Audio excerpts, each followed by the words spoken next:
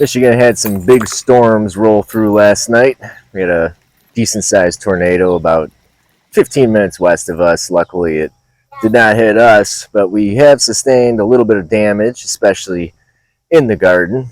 Most of the people in southeast Michigan got hit by these storms, so I'm sure a lot of other people got damage to their gardens as well. Probably about 60-mile-an-hour winds or so. But I want to start out with what didn't get damaged: the tomatoes. This just goes to show you right here how good of a support system this is. I'm going to tag the video on how I support my tomatoes.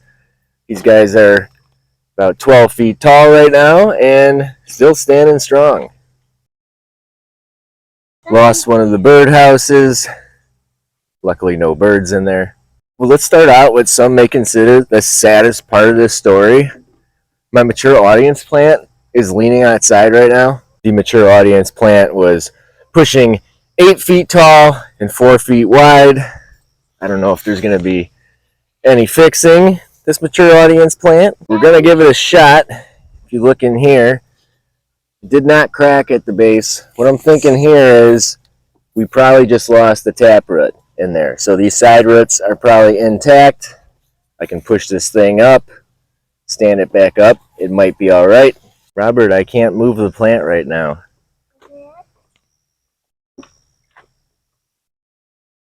And right next to that, we have one of my artichokes, one of the first artichokes to actually set the flowers on top, just about to open too. Same thing here. I'm thinking we just lost the taproot on here. We might have enough side roots on there to maybe save this plant. We'll try staking it up, see what happens. Other artichokes over here. This one's pretty banged up. It hadn't bolted yet. The one here that's starting to put off the flowers on top's got a couple cracked side branches. The primroses got knocked around pretty bad, which is not going to break my heart. I did chop a lot of these guys out of here because they're getting a little bit out of control. But they do work really good as a trap crop for Japanese beetles. And the pollinators like them, so I keep them around. Moving on, everybody's a little shaken in here. Kind of bent out of place. Probably will survive though. Of course, the cottonwood growing in my garden is still standing. This big mature audience plant is still standing. Just look how big that trunk is coming out of there and in the wood chips. So this one had a little bit extra support. This one's about 7.5 feet tall. One of the males over here did not do so well. This guy's fallen over, which is okay. The poor sunflowers. They always do not seem to fare well when you get the big storms coming through here. This one is the last sunflower standing. This one here is actually one that just kind of grew really weird along the ground. It's fine. One of the bigger ones here did come down. And so did one next to it. And unfortunately, they came down right on my red, white, and pink currants. So hopefully they did not damage my currants in here. We're going to cut these sunflowers out, feed them to the chickens, just like the other ones. Since my walking path is now blocked, let's go this way. Borage got beat up pretty bad, but it was on its way out anyway. One of my really big giant marigolds here has fallen over. We're going to see what happens with that one. It might be okay after a little staking, but I don't know. I can't tell if it's cracked at the bottom or if it's just the wet soil and it's fallen over. Chamomile got flattened, but the chamomile does a pretty good job of standing up on its own after situations like this, so I'm not too worried. The asparagus blew over, but we have so many plants growing in here, the crowns are going to be just fine. Heading this way, the honeyberries are good.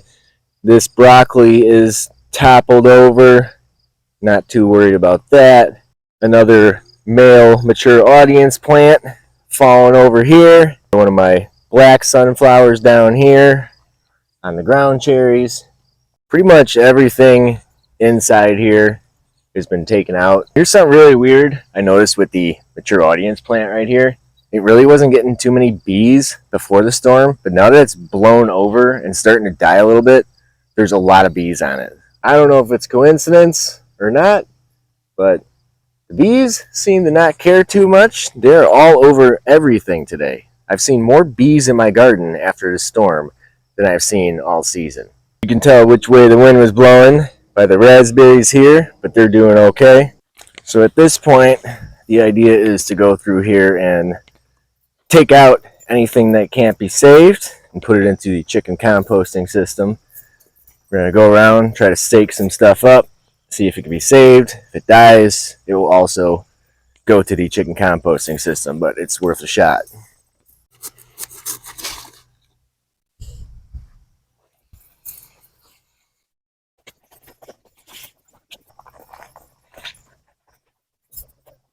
What you got there? I put them in here because they fell down. Oh, good job. Yes.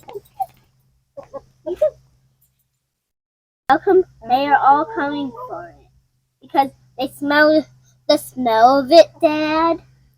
Could be.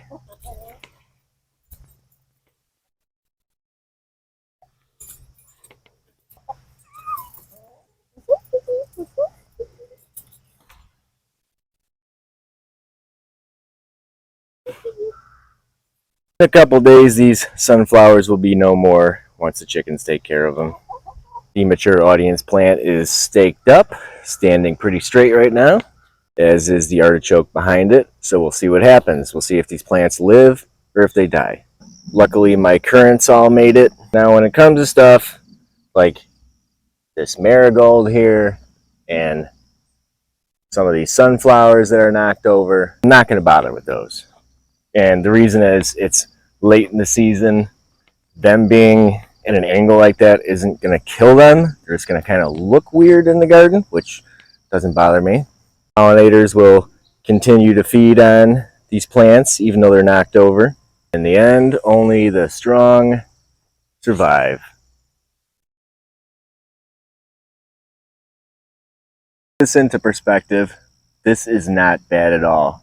Complaining about a couple damaged plants in the garden when people just west of us have lost homes. There's vehicles flown across the road. They got the highway shut down. People that live around there probably aren't too concerned about their gardens right now and what damage happened. The garden is destroyed by wind, hail, tornadoes. Those are all natural occurrences.